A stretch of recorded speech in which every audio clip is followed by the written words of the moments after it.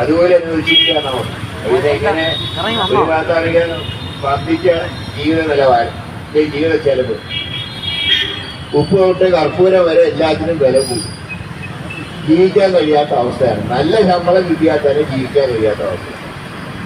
ഇപ്പോൾ പെട്രോളിന് തന്നെ എന്താ വില നമുക്കറിയാം.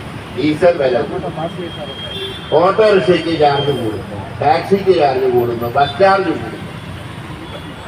അതുപോലെ തന്നെ മാർക്കറ്റ് സാധനങ്ങൾ വാങ്ങാൻ ചെന്നാൽ അതിന് വില കൂടുന്നു. പക്ഷെ ഇതെല്ലാം കഴിഞ്ഞ് ആകെ പെൻഷൻ കിട്ടി ജീവിക്കുന്നവർക്കാണെങ്കിൽ ഒട്ടും നിവൃത്തിയില്ലാത്ത അവസ്ഥയിലേക്കാണ് ഇപ്പൊ കാര്യങ്ങൾ.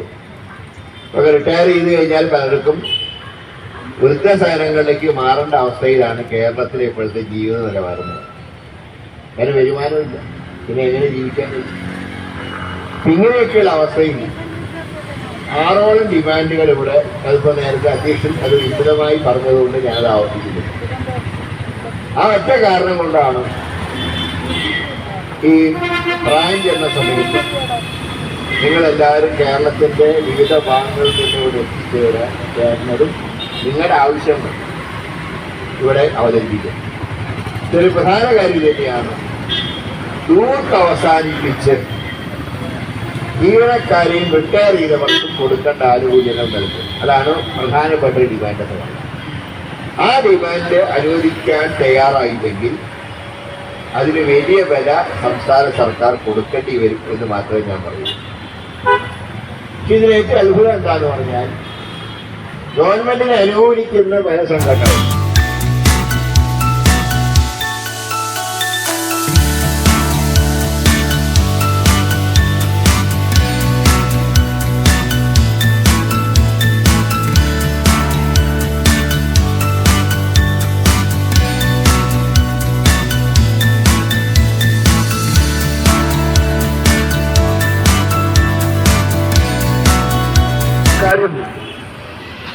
അടിവരയിട്ട് പറഞ്ഞുകൊണ്ടും 2 കാര്യങ്ങൾ സൂചിപ്പിക്കുവാൻ ഞാൻ ആഗ്രഹിക്കുകയാണ്.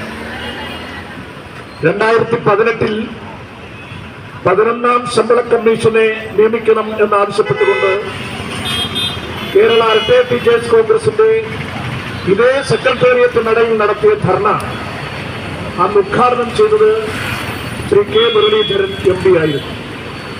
2018 ശേഷം എത്രയോ സെക്രട്ടേറിയറ്റ് ധർണകളും ധർണകളും ഉപവാസങ്ങളും ഒക്കെ നടത്തിയ കാര്യം പ്രസിഡന്റ് ശ്രീ സലാഹുദ്ദീൻ ഇവിടെ സൂചിപ്പിക്കുകയുണ്ടായി. നമ്മളെ സംബന്ധിച്ചിടത്തോളം റിട്ടയർ ചെയ്ത